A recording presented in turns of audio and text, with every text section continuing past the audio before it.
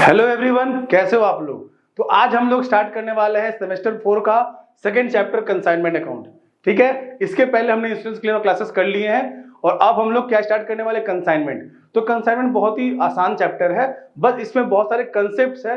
एक बार वो सारे कंसेप्ट्स कवर हो जाए ना तो चैप्टर भी बहुत ईजी है, बिल्कुल ट्रेडिंग अकाउंट जैसा ही है। आपको बस यहाँ पे एक तरह से प्रॉफिट एंड लॉस अकाउंट बनाना है, जिसमें एक तरफ में सारे एक्सपेंसेस को रिकॉर्ड करना, एक तरफ में सारे सेल्स और क्लोजिंग स्टॉक को, और डिफरेंस जो होगा वो हमारा प्रॉफिट होगा। लेकिन इसको करने से पहले हम लोग को सारे कंसेप्ट को समझना होगा, उसके बाद ही हम लोग को चैप्टर आसान लगेगा।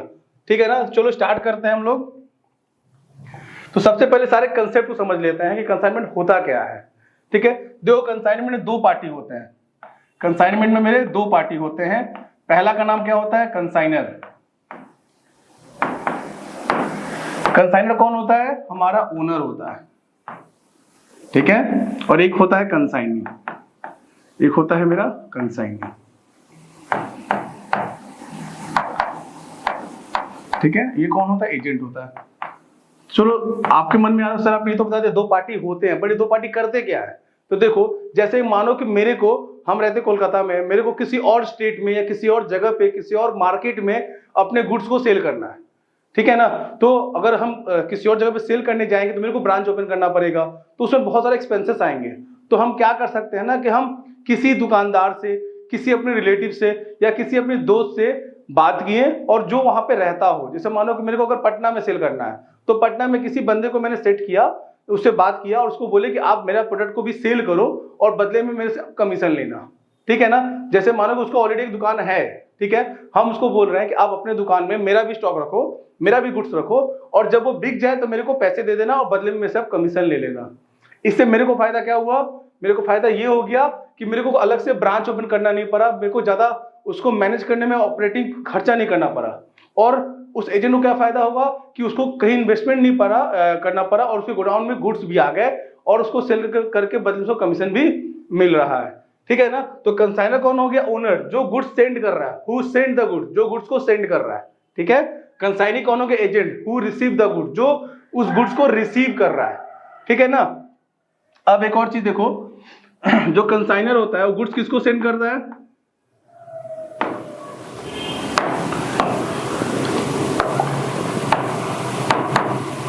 जो कंसाइनर होता है वो गुड्स सेंड करता है कंसाइनी को।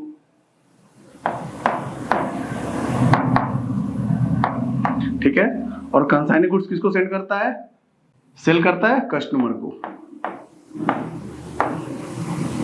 ठीक है ना, कंसाइनर गुड्स किसको सेंड कर रहा है? कंसाइनी। कंसाइनी किसको बेच रहा है? कस्टमर को। ठीक है, तो जो प्राइस पे कंसाइनी गुड्स सेंड कर रहा है उसको क्या बोलते हैं हम लोग? उसको हम लोग बोलते हैं इनवॉइस प्राइस। उसको बोलते हैं हम लोग इनवॉइस प्राइस। ठीक है, जिस प्राइस पे कंसाइनर ने कंसाइनी को गुड्स सेंड किया है वो कौन क्या हो गया? उसको क्या बोलते हैं? Invoice price. ठीक है, और जिस प्राइस पे कंसाइनी सेल करता है कस्टमर को उसको बोलते हैं हम लोग सेल्स प्राइस। समझ में आया क्या बोल रहा है? कंसाइनर जिस प्राइस पे गुड्स सेंड कर रहा है कंसाइनी को उसको क्या बोलेंगे? इनवॉइस प्राइस, और कंसाइनी जिस प्राइस पे गुड्स सेल कर रहा है कस्टमर को उसको बोलेंगे हम लोग सेल्स प्राइस। अब जो मेरा इनवॉइस प्राइस है ना, जो मेरा इनवॉइस प्राइस है वो मेरा एड कॉस्ट भी हो सकता है। ठीक है, और अबव कॉस्ट भी हो सकता है। ठीक है, मतलब समझो इसका कि अगर हम चाहेंगे तो 100 रुपए के सामान को हम 100 में भी सेंड कर सकते हैं या फिर 120 में भी सेंड कर सकते हैं, ये मेरे ऊपर है। हम कंसाइनी को 100 का सामान 100 में भी सेंड कर सकते हैं, उसको 120 पे भी सेंड कर सकते हैं, वो मेरे ऊपर है। ठीक है, तो अगर 100 में सेंड करें तो भी मेरा इनवॉइस प्राइस कहलाएगा, 120 में भी करेंगे तो भी वो इनवॉइस प्राइस कराएगा। अगर हम ज्यादा पे कर रहे हैं ना, अगर हम ज्यादा पे कर रहे हैं, जो 20 ज्यादा पे कर रहे हैं ना, उसको हम लोग बोलते हैं लोडिंग। उसको हम लोग क्या बोलेंगे? लोडिंग। इसको हम लोग प्रॉफिट नहीं बोलेंगे। प्रॉफिट कब होता है? जब गुड्स फाइनली सेल हो जाता है। यहाँ तो गुड्स सेल नहीं हुआ, यहाँ पे गुड्स हम लोग सेंड किए हैं, तो जो अमाउंट ज्यादा हम लोग चार्ज कर रहे हैं कंसाइनी के ऊपर उसको हम लोग क्या बोलते हैं? लोडिंग। ठीक है, अब आते हैं कि अब जिस प्राइस पे कंसाइनी गुड्स को सेल करेगा वो या तो एट इनवॉइस होगा, ठीक है, या फिर आपका अबव इनवॉइस होगा।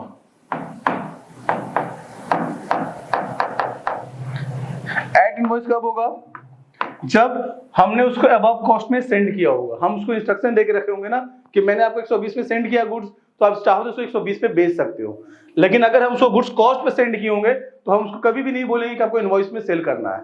समझ में आ रहा है ना कि इनवॉइस पे कब होगा? जब हमने अबव इनवॉइस अबव कॉस्ट पे गुड्स को सेंड किया होगा, ठीक है। और अबव इनवॉइस कब होगा? जब हमने उसको 100 में सेंड किया होगा। या फिर ऐसा भी हो सकता है कि मैंने इसको सेंड कितने पे किया? 120 पे, तो इसको मैंने बोला आप 120 पे सेल करो, या फिर आप 120 या फिर 150 पे सेल करो, ठीक है। देखो इसको वापस इसको समझा रहे हैं। अगर मैंने अपने गुड्स को सेंड किया है कॉस्ट के ऊपर, 100 के ऊपर सेंड किया है, या 120 पे सेंड करेंगे, ये दोनों मेरा इनवॉइस होगा। अगर हम 100 पे करेंगे तो उसको इंस्ट्रक्शन देंगे कि आपको 120 पे बेचना है, ज्यादा पे बेचना है। और अगर 120 पे कर रहे हैं तो हम बोले 120 पे बेचो, या फिर 150 पे भी बेच सकते हो। मतलब एट इनवॉइस और अबव इनवॉइस। हम क्या उसको बोले, हम उसको बताए नहीं सर कॉस्ट कितना, हम बोले मेरा कॉस्ट ही 120 है, बट आपको सेंड कितने में करना है? 150 पे, ठीक है ना। इसके अंदर और भी कुछ कुछ चीजें हैं जो बाद में समझेंगे हम लोग, ठीक है। अब एक चीज देखो, जो कंसाइनर था मेरा उसने गुड्स क्या किया? सेंड किया इसको, कंसाइनी को। मानो कि 100 रुपए का गुड्स उसने सेंड किया, ठीक है। फिर उसने क्या किया? 20 रुपए उस पर बढ़ा दिए। अब उसका प्राइस कितना हो गया? 120।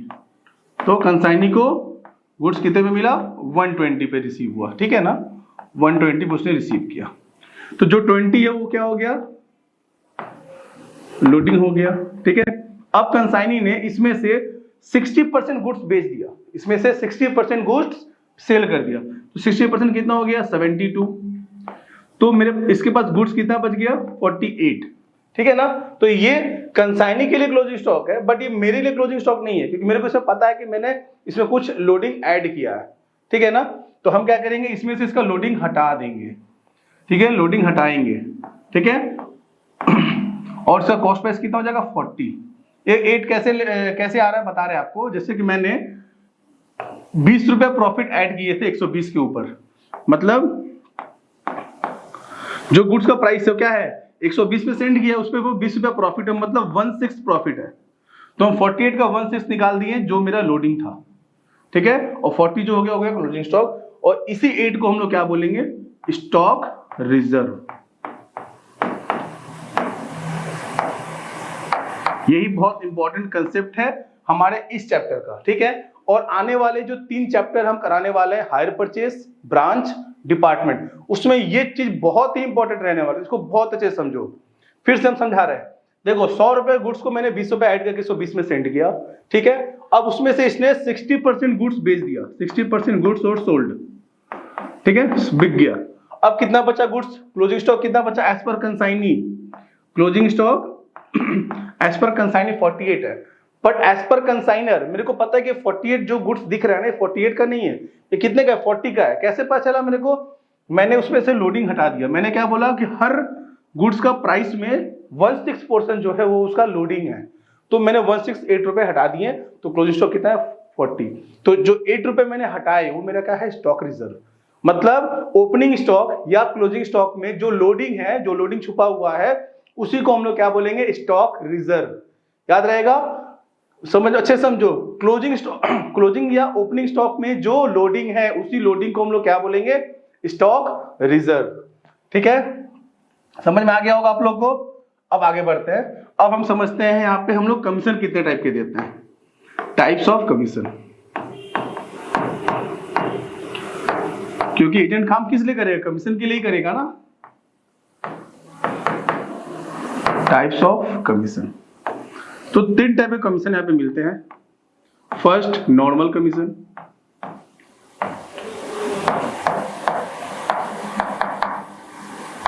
देखो नॉर्मल कमीशन बोलेंगे या इसको हम लोग ऑर्डिनरी कमीशन बोलेंगे। ये क्या हो गया? हमने आपको गुड्स भेजा, बोला कि भैया 100 का सामान है, 120 में बेचो, जितना बेचोगे उसके ऊपर 10% कमीशन देंगे। तो ये हो गया नॉर्मल कमीशन। सिंपल है ना।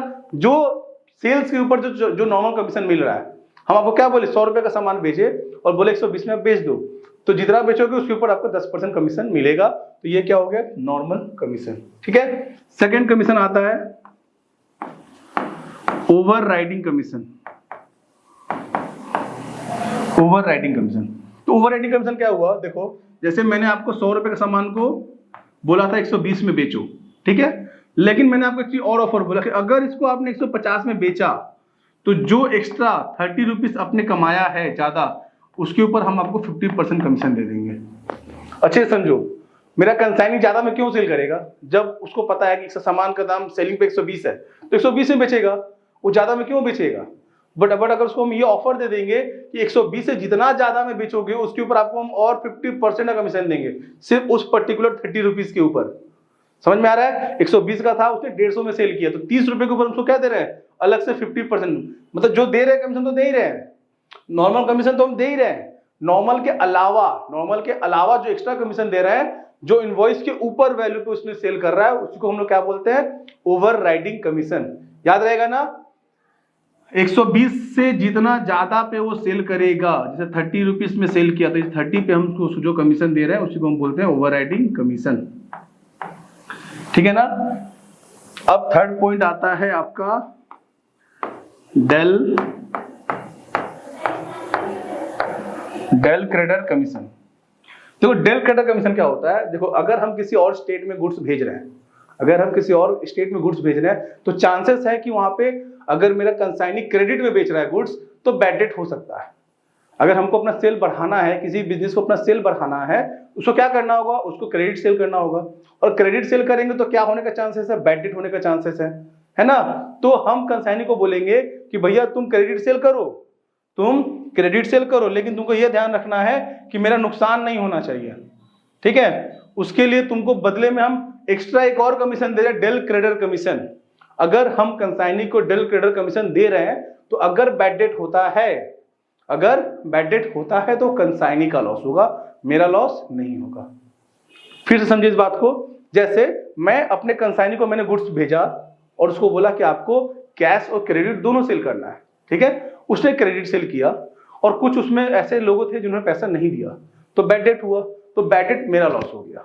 ठीक है, लेकिन अगर मैंने कंसाइनी को डेल क्रेडिटर कमीशन भी दिया, ठीक है, तो उसका मतलब यह है कि अगर बैड डेट होता है तो वो मेरा लॉस नहीं है। समझ में आ रहा है ना।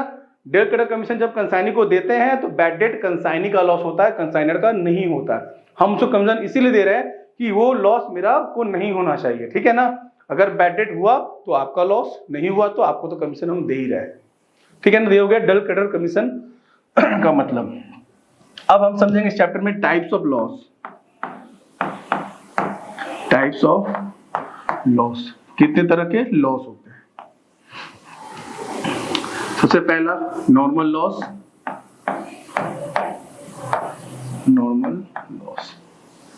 और दूसरा एबनॉर्मल लॉस।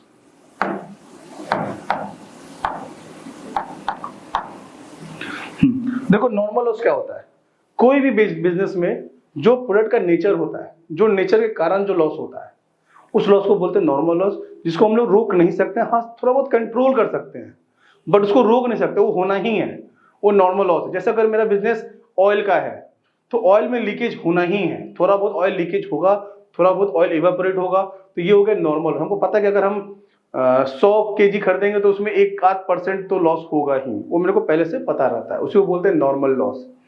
एबनॉर्मल लॉस क्या होता है, ऐसा लॉस जो उसके नेचर पे डिपेंड नहीं कर रहा, जो किसी एक्सीडेंट के कारण हो रहा है। जैसे अगर आग लग गया, ठीक है, मैं ट्रक में माल जा रहा था, ट्रक गिर गया, ट्रक का एक्सीडेंट हो गया, तो इस कारण से जो लॉस होता है इसका नाम है एबनॉर्मल। नाम से समझ में गया एबनॉर्मल, जो जनरली नॉर्मली नहीं होता है। ठीक है, नॉर्मल लॉस क्या हो गया, ऐसा लॉस जिसको कोई रोक नहीं सकता, वो होना ही है। ठीक है, बट वो कम उसको किया जा सकता है।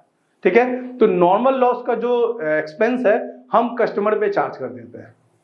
जैसे समझो इस एग्जांपल से, जैसे मैंने 100 kg प्रोडक्ट खरीदा 10 रुपए करके, तो कितना वैल्यू हो गया, 1000। ठीक है, अब इस 1000 को जब हम अपने गोडाउन में लेकर आए जहां से हमको माल बेचना है, तो बहुत सारा कुछ लॉस हुआ, नॉर्मल लॉस, उसमें से समझो कि 20 kg लॉस हो गया, कितना बचा, 980। सॉरी 2 kg लॉस हो गया, तो कितना बच गया 98, ठीक है ना। तो अब क्या करेंगे हम लोग ना, हम लोग मान लेंगे जो 1000 रुपये लगा है ये 98 kg के ऊपर लगा हुआ है, और इसके हिसाब से हम लोग कस्टमर से चार्ज करेंगे। फिर से थोड़ा समझाते हैं इस चीज को, आपको अच्छे से समझ में आएगा। जैसे मैंने 100 kg सामान खरीदा, ठीक है, उसको 10 रुपए में खरीदा, तो मेरा खर्चा कितना आया 1000 रुपया, ठीक है। अब उसमें से जब हम उसको ट्रांसपोर्ट कर रहे थे, इस जगह से उस जगह लेकर जा रहे थे, तो क्या हुआ, मेरे को 2 kg का लॉस हो गया, तो मेरे पास कितना बचा 98 kg। तो अब हम क्या मान के चलेंगे कि मेरा 1000 kg जो है वो 1000 रुपए जो खर्च हुए वो 98 kg के ऊपर खर्च हुए हैं, ठीक है। तो मेरा पर यूनिट कॉस्ट जो है वो 10 से बढ़ जाएगा, 10 से ज्यादा हो जाएगा। उसके बेसिस पे ही हम सेल करेंगे, उसके बेसिस पे ही हम कस्टमर से चार्ज करेंगे, ठीक है ना। ये हो गया नॉर्मल लॉस। अब आते हैं एबनॉर्मल लॉस। तो एबनॉर्मल लॉस का सेम एग्जांपल लेते हैं। 100 kg था, ठीक है, 10 रुपए करके था, मैंने 1000 रुपए में मेरे को खर्चा हुआ। अब क्या हुआ, मेरे ट्रक का एक्सीडेंट हो गया और 98 kg डिस्ट्रॉय हो गया, बचा है कितना 2 kg। समझ में आ रहा है क्या बोल रहे हैं, 98 kg लॉस हो गया, बचा कितना है 2 kg। तो लेकिन हम ये 2 kg को यहाँ पे चार्ज नहीं कर सकते। अगर 2 kg को चार्ज करेंगे तो एक यूनिट का दाम कितना हो जाएगा 500, फिर उसको हम लोग सेल नहीं कर पाएंगे, क्योंकि 10 रुपए का सामान कोई 500 में नहीं लेगा। हाँ, 10 रुपए का सामान को हम 10 रुपए 10 पैसे में बेच सकते हैं, 10 रुपए 20 पैसे में बेच सकते हैं, बट 500 में सेल नहीं कर सकते हैं। तो जो एबनॉर्मल लॉस होता है ना, वो कंसाइनर का लॉस होता है। जो एबनॉर्मल लॉस होता है किसका लॉस होता है, कंसाइनर का। उसको हम कंसाइनी पे मतलब कस्टमर पे चार्ज नहीं कर सकते हैं, ठीक है। तो ये सारा बेसिक कंसेप्ट था। अब आते हैं हम लोग थोड़ा फॉर्मेट देखते हैं, थोड़ा सम देखते हैं, उसको समझते हैं, ठीक है। तो हमको बनाना क्या रहेगा यहाँ पे, in the book of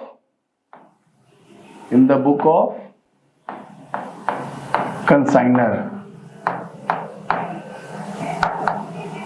in the book of consignor.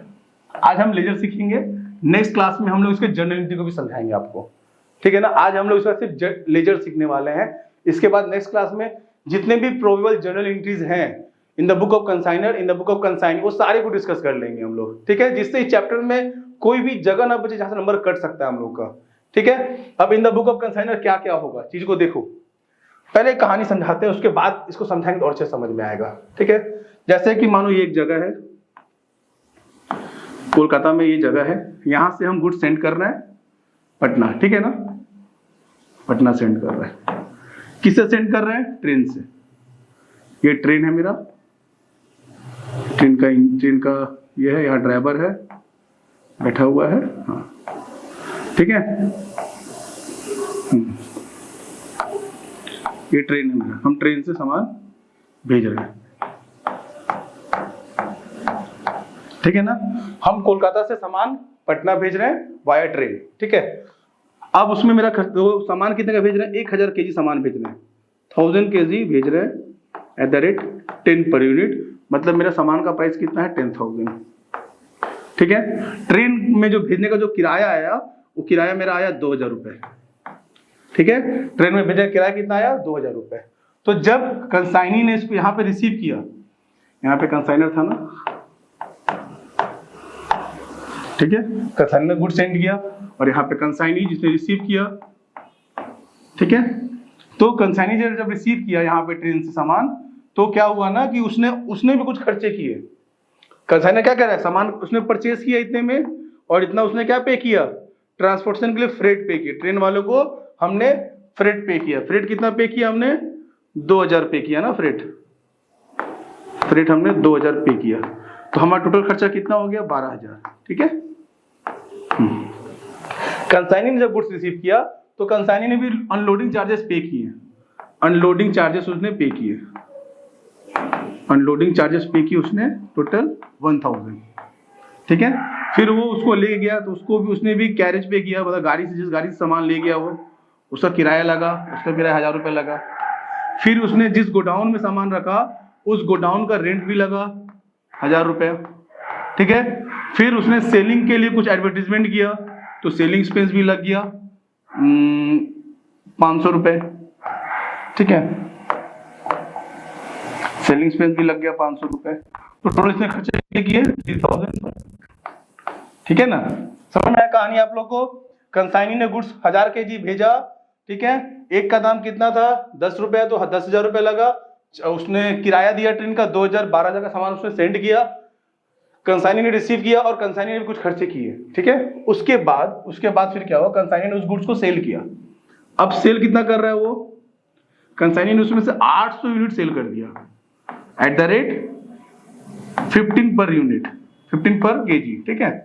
तो कितना हो गया आपका 12,000, और बाकी उसके पास पड़ा हुआ है, ये रेट आ गया। अब हमको बुक क्लोज करना, एकदम सिंपल सा सवाल है ना। कंसाइनी ने गुड्स सेंड किया, कंसाइनी ने रिसीव किया, कंसाइनी ने भी कुछ खर्चे किए और उसमें से कुछ गुड्स बेच दिया और कुछ गुड्स हमारे पास बचा हुआ है।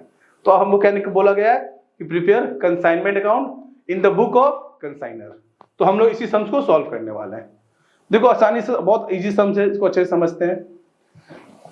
सबसे पहले क्या लिखेंगे, to goods sent on consignment.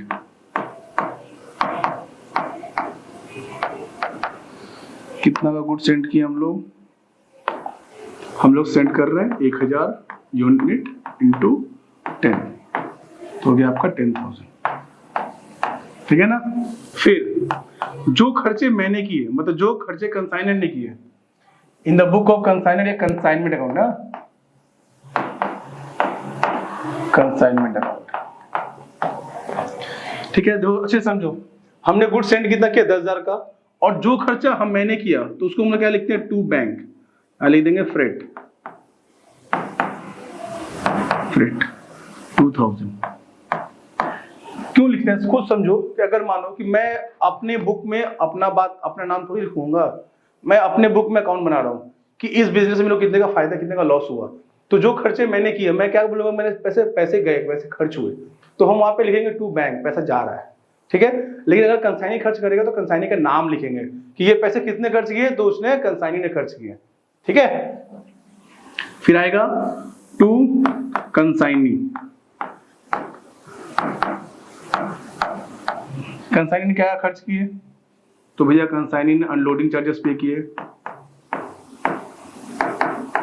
Unloading charges पे किए, कितने का पे किया 1000 का। फिर इसने कैरेज पे किया 1000 का। फिर इसने गोडाउन रेंट पे किए 1000 रुपए के, और फिर इसने सेलिंग एक्सपेंस भी पे किया 500 का था ना, सेलिंग एक्सपेंस 500 का। टोटल उसने 3,500 खर्च किए, ठीक है ना। समझ में एकदम सिंपल सा है, जो जो खर्चा हुआ सब मैंने डेबिट में रिकॉर्ड कर दिया और कुछ मैंने किया ही नहीं, ठीक है। अब यहां पे क्या आएगा, बाई कंसाइनर, जो सेल्स हुआ, सेल्स कितना हुआ,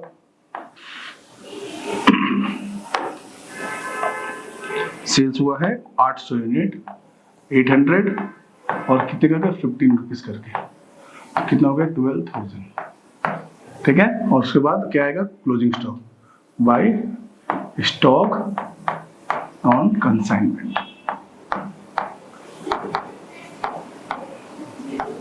तो हमको स्टॉक कैलकुलेट करना है। एक्चुअली इस सब में मेरे को आपको स्टॉक ऑन कंसाइनमेंट ही समझाना था, मेन चीज यही था, मेन मुद्दा यही था, इसीलिए मैंने ये एग्जांपल लिया। देखो कैसे निकलता है, स्टेटमेंट शोइंग कैलकुलेशन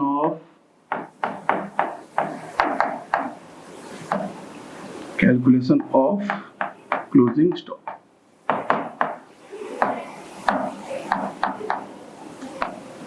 ठीक है, पहले क्या लिखेंगे, cost of goods, cost of goods कितना है 200 यूनिट बचा है ना, 10 रुपए करके 2000।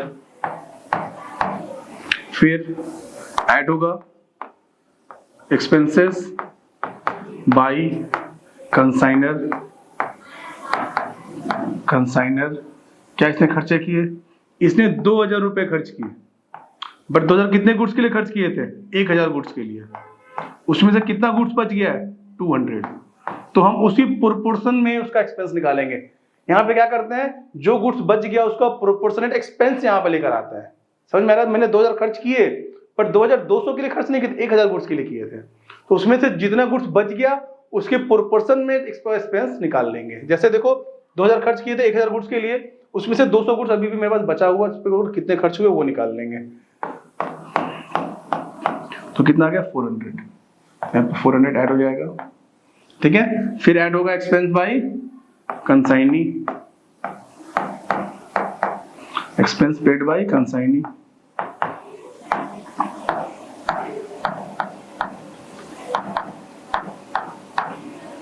तो कंसाइनी ने क्या खर्च किया, पहला कैरेज, तो कितना था 1000, उसने कितने के लिए खर्च किए थे, 1000 के लिए, बच गया 200, ठीक है ना, तो कितना आया 200। फिर क्या पे किया था, अनलोडिंग चार्जेस पे किया था ना,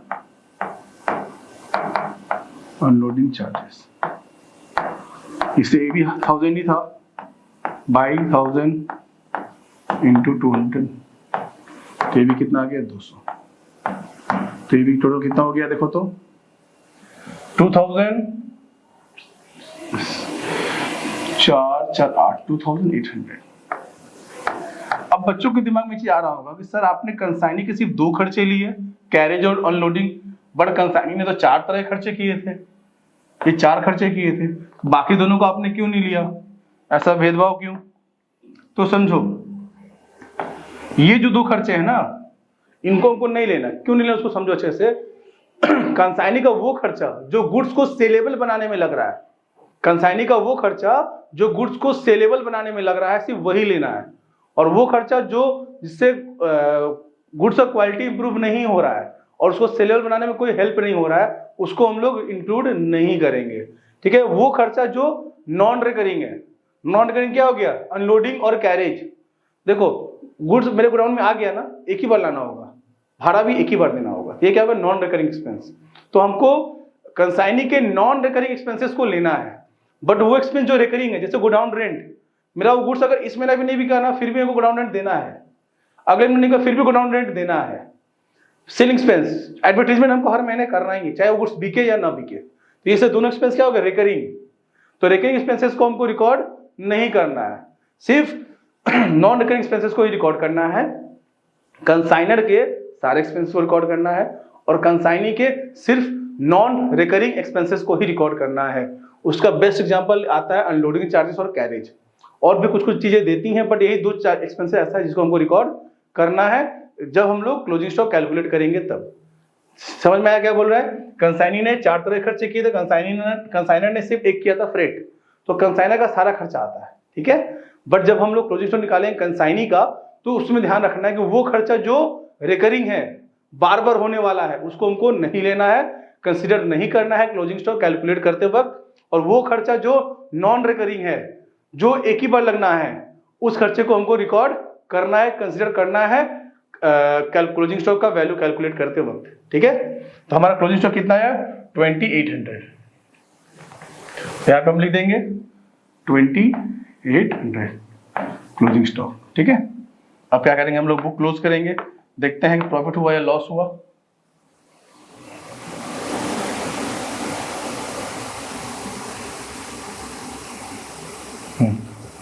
ऐड करते हैं, इधर ऐड करके 15,500, इधर कितना है 14,800, मतलब मेरे को लॉस हो गया 15,500 टोटल है यहाँ पे, और यहाँ पे टोटल कितना है कम है उससे, तो जो ज्यादा है वही दोनों साइड लिख देंगे 15,500, ठीक है। और यहाँ पे फिर क्या आ जाएगा by profit and loss account, by profit and loss account कितना है 14,800, तो हो गया आपका 700, ठीक है ना। देखो पूरा कहानी, पूरा स्टोरी आपको चैप्टर का समझा दिया मैंने, चैप्टर में क्या क्या चीजें होती हैं। हाँ कुछ कुछ चीजें और हैं वो हम लोग समय के साथ समझेंगे, बाकी चैप्टर का मैक्सिमम कंसेप्ट हमने समझ लिया है, ठीक है। हाँ बस 2 तरह का जो कमीशन है उसको नहीं समझे हैं, लॉस को नहीं समझे, बट जो बेसिक सम्स है, जो बेसिक कंसेप्ट है वो सारा मैंने इस सम्स के थ्रू आपको कवर कर दिया है, ठीक है ना। चलो अब एक सम लेते हैं, अब एक डायरेक्ट क्वेश्चन लेते हैं, उसको करते हैं। एक एग्जांपल मैंने कराया ना, अब एक क्वेश्चन कर लेते हैं, उसके बाद हम लोग और अच्छे सम्स भी करेंगे, ठीक है। चलो पहला सम स्टार्ट करते हैं। देखो क्वेश्चन क्या है, ऑन 1 जनवरी 2016 चैटर्जी ब्रोस, क्या है, Chatterjee bros of Kolkata shift to Santoon bros of Tokyo 400 musical instrument at the rate of 350 each. क्या भेज रहा है, 400 म्यूजिकल इंस्ट्रूमेंट बेच रहा है, सेंड कर रहा है, इसका दाम कितना है 350, एक का दाम है, ठीक है। फिर क्या बोला, Chatterjee bros incurred the following expenses of the consignment, cartage पे किया मतलब भाड़ा पे किया, फ्रेट भी भाड़ा ही हो गया, और उसने इंश्योरेंस कराया 250 उसने भी पे किया। ये तीनों एक्सपेंस किसने किए, कंसाइनर ने। मतलब अगर क्लोजिंग स्टॉक कैलकुलेट करना हुआ तो इन तीनों को कंसीडर करना है, ठीक है। हाँ, फिर charges incurred by Santoon bros were landing charges, consignor ने भी खर्च किए 450, लैंडिंग चार्जेस, स्टोरेज मतलब गोडाउन रेंट, और 1250 फायर इंश्योरेंस, ठीक है, ऑफ स्टॉक। उसने भी 3 तरह के खर्चे किए। तो इसके बाद सब एवरेज को समझ लेते हैं कि कंसाइनी ने 3 खर्चे किए, बट हमको क्लोजिंग स्टॉक कैलकुलेट करते वक्त सिर्फ एक खर्चे को ही कंसीडर करना है, स्टोरेज और इंश्योरेंस प्रीमियम को कंसीडर नहीं करना है, क्योंकि ये बार बार होने वाले खर्चे हैं, ठीक है ना। देखो कंसाइनर ने भी खर्चे किए इंश्योरेंस, पर कंसाइनर ने किस लिए किया, रास्ता में गुड्स में कुछ डिस्ट्रॉय ना हो, प्रॉब्लम ना हो, इसलिए उसने कंसाइनर ने इंश्योरेंस कराया था, तो इसको कंसीडर करेंगे। पर कंसाइनी का जो ये है वो स्टॉक का है, मतलब जितना भी स्टॉक रहे वो एक प्रीमियम हर बार पे करते रहेगा। तो हम आपको पहले ही बोले ना कि वो खर्चा जो नॉन रिकरिंग है कंसाइनी का, वही को उसी को कंसीडर करना है for calculation of closing stock. फिर उसके बाद क्या दे रहा है, 31 दिसंबर को क्या हो रहा है, अकाउंट सेल्स। अकाउंट सेल्स क्या हो गया, जो डिटेल सेंड कर रहा है कंसाइनी, जो डिटेल सेंड कर रहा है, हाँ मैंने इतने गुड्स बेच दिए, ठीक है, वो रिसीव होता है मेरे को, और उसमें क्या बोलता है कि उसने टोटल 350 इंस्ट्रूमेंट सेल किए हैं एट 950 पर इंस्ट्रूमेंट, मतलब उसने 350 इंस्ट्रूमेंट बेच दिए 400 में से, और एक को 950 में बेचे, मतलब अच्छा खासा प्रॉफिट लेके बेच रहा है। Towards the close of the year, suddenly a new type of instrument appeared in the market, and there was no possibility of selling the balance of the goods at a high price. The market price of fell down to 250 per instrument. देखो बहुत दुखद खबर है, दुखद खबर ये है कि मार्केट में नया इंस्ट्रूमेंट आ गया, नए तरीका, ठीक है, तो पॉसिबल नहीं है कि अब हम इस इंस्ट्रूमेंट को बेच सकते हैं हाई प्राइस पे, ठीक है। तो जो कॉस्ट है उससे भी दाम कम हो गया मेरा 250, ठीक है ना, इसको समझते हैं। उसके बाद क्या बोला, in the account sales besides their expense, मतलब अकाउंट सेल में एक्सपेंस के अलावा कंसाइनी ने क्या बोला कि उसको उसने क्या चार्ज किया, 15% कमीशन चार्ज किया है ऑन ग्रॉस सेल, जितना उसने सेल किया उसके ऊपर उसने 15% कमीशन भी चार्ज किया है, ठीक है। The unsold stock were held by them, a bank draft for the amount due was sent along with account sales, you are required to prepare consignment to Tokyo account और Santon bros personal account. मतलब मेरे को 2 account बनाना है, consignment account बनाना है और consignee का account बनाना है। समझ में आया क्वेश्चन, एक बार चलो स्टार्ट करते हैं।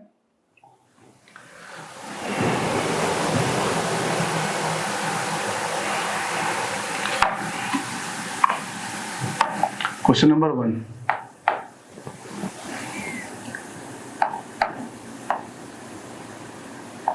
In the book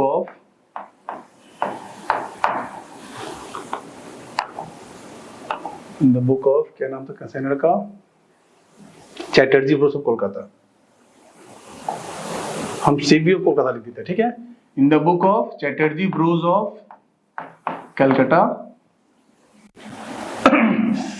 S account of Tokyo, S of Tokyo.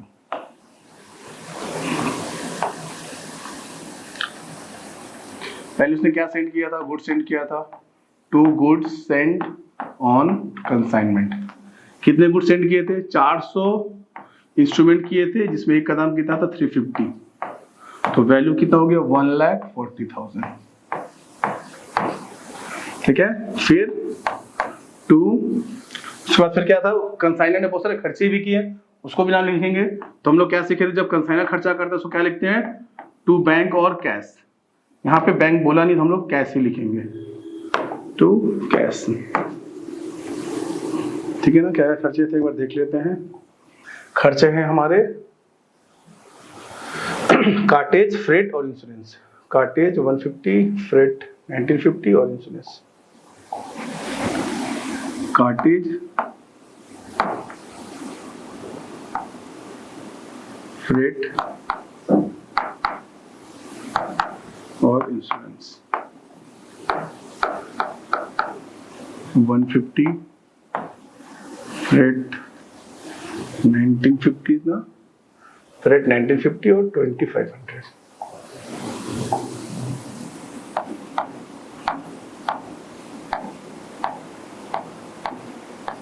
तो कितना हो गया आपका 2100 ठीक है ना। फिर टू कंसाइनी, कंसाइनी ने क्या खर्च किए, तो पहला खर्चा है कंसाइनी का, क्या था, एक तो लोडिंग था ना कुछ, हाँ, लैंडिंग चार्जेस, स्टोरेज और fire insurance premium 450, 1500, 1250। Landing charges, storage और insurance premium. Landing charges 450, storage हो गया आपका 1500 और 1250, 1500 और 1250, ठीक है। इसमें और भी कुछ चीजें आएंगी, इसलिए मैं इसको क्लोज नहीं कर रहा हूं। अब उसने सेल किए हैं बाई, अच्छा यहाँ पे कंसाइनी नहीं लिखेंगे, नाम लिखेंगे ना उसका, क्या नाम था उसका,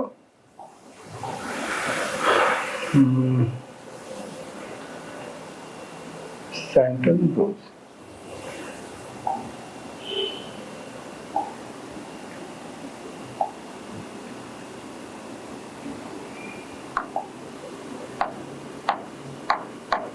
सेंट्रल ब्रोज, ठीक है ना। नाम लिखेंगे यहाँ पे भी क्या आएगा, लास्ट समय कंसाइनी क्यों लिखे थे, नाम नहीं था हमारे पास, अब तो नाम आ चुका है, बाई सेंटन ब्रोज। सेल्स अमाउंट कितना है आपका, अमाउंट था 350 सेल किया था, एक को 950 करके, तो वैल्यू कितना है वह कैलकुलेट कर लेते हैं। 350 इंटू 950, 3,32,500, 3,32,500, 3,32,500, ठीक है। अब उसके बाद फिर क्या आएगा, कमीशन आएगा ना इसका,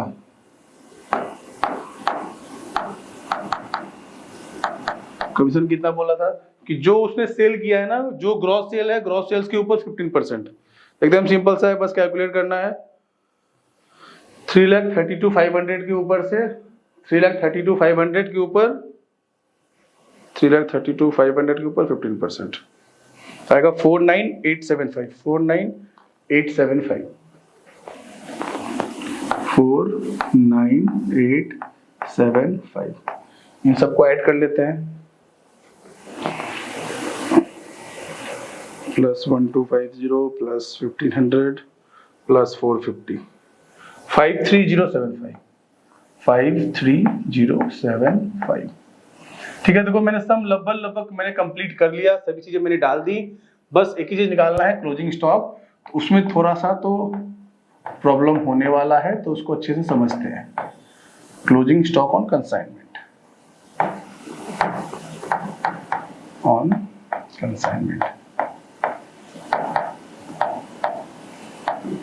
ठीक है। हालांकि बहुत सिंपल था, बट एक लाइन जो क्वेश्चन में डाला ना, उसके कारण से चीजें थोड़ी बदल गई। वो क्या था कि जो मार्केट में क्या हो गया, मार्केट में नया इक्विपमेंट आ गया, जिस कारण से मेरे गुड्स की वैल्यू क्या हो गई, बहुत कम हो गई, तो अब उसको हम उस रेट में सेल नहीं कर पाएंगे, है ना। देखो towards the close of the year suddenly a new type of instrument appeared in the market and there was no possibility of selling the balance of the goods at high price. Market price fell down to 250. तो जैसा कि हम बचपन में सीखे हैं ना, जब क्लास हम लोग 11-12 में थे, कि क्लोजिंग स्टॉक को किस पे वैल्यू करना है, कॉस्ट और market value which ever is lower. हम लोग क्लोजिंग स्टॉक का वैल्यू किसके ऊपर करते हैं, कॉस्ट और मार्केट वैल्यू दोनों में जो कम है। तो कॉस्ट कैसा है, कॉस्ट का भी निकाल लेते हैं ना, काम तो नहीं है बट निकाल लेते हैं। स्टेटमेंट शोइंग कैलकुलेशन ऑफ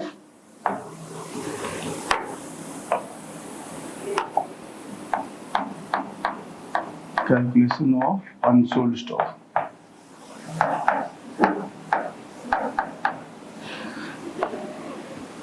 पहला चीज क्या था मेरा, कॉस्ट ऑफ गुड्स।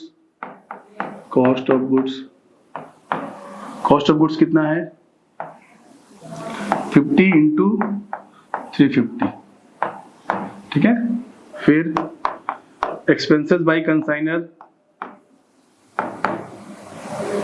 कंसाइनर के जो एक्सपेंसेस थे कितने थे, एक बार ले लेते हैं अमाउंट 4600 इंटू 50/400। इसने जो 47 में खर्च किए थे, कितने पे खर्च किए थे, 400 गुड्स पे खर्च किए थे ना, उसमें 50 बच गया, उसका वैल्यू निकालना है। और प्लस कंसाइनी के जो खर्चे हैं, तो मैंने पहले बताया कंसाइनी के सारे खर्चे मेरे को नहीं लेने, कौन कौन से लेने हैं, लैंडिंग चार्जेस ही लेने हैं और कुछ तो लेने ही नहीं है। 450 इंटू 50/400, ठीक है। चलो कैलकुलेट कर लेते हैं हम लोग। 50 इंटू 350 टू 350 17,500, फिर 4600 डिवाइड बाई 400 इंटू 50 575,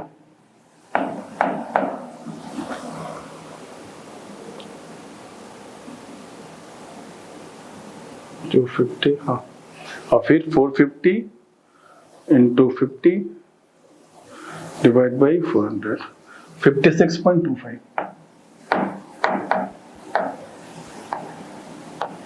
वैल्यू कितना आ रहा है हमारा 17,500 प्लस 575 प्लस 56.25 18,131.25। ये तो निकल गया कॉस्ट। अब निकालते हैं मार्केट वैल्यू। मार्केट वैल्यू कितना है, मार्केट वैल्यू 50 इंटू 250 250 करके, तो कितना हो गया 12,500, ठीक है। इतने में सेल होगा, जिसमें से कंसाइनी कमीशन ले लेगा। कंसाइनी कमीशन कितना ले लेगा 15%, तो 12,500 का 15% कितना होता है 1875, ठीक है। लेस कर देते हैं तो आएगा 10625। तो देखो दो वैल्यू निकला ना मेरा, एक 18,000 जो कॉस्ट है और एक 10,000 जो मार्केट वैल्यू है। तो दोनों में लोअर कौन है, मार्केट वैल्यू, जो उसी को लेंगे हम लोग 10625। 10625। अब हम लोग क्या करेंगे, प्रॉफिट लॉस निकालेंगे हम लोग।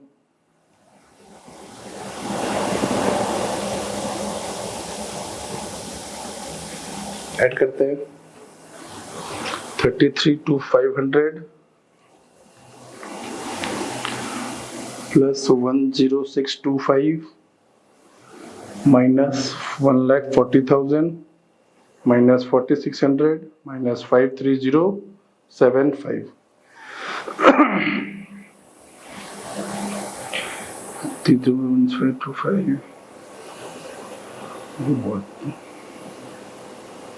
हमारा प्रॉफिट कितना आ रहा है 1,45,450, ठीक है। कितना आ रहा है profit 1 lakh to profit and loss account 145,450 145,450, ठीक है ना। तो ये हुआ सम कंप्लीट। इसमें एक चीज नया था क्लोजिंग स्टॉक को लेकर, जिसको हमने समझ लिया।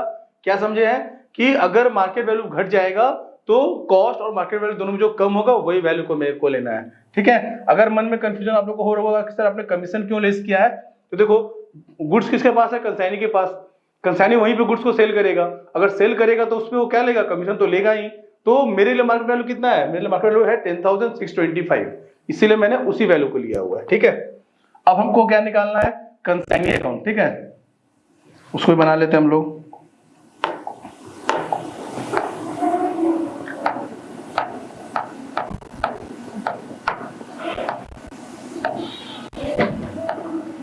तो इसमें कुछ नहीं आएगा, बस जहां जहां कंसाइनर के अकाउंट में हम लोग कंसाइनी लिखे हैं, कहाँ लिखे हैं, एक यहाँ लिखे हैं, यहाँ पे लिखे हैं, ये आएगा और एक ये आएगा, बस दो चीजें आएंगी।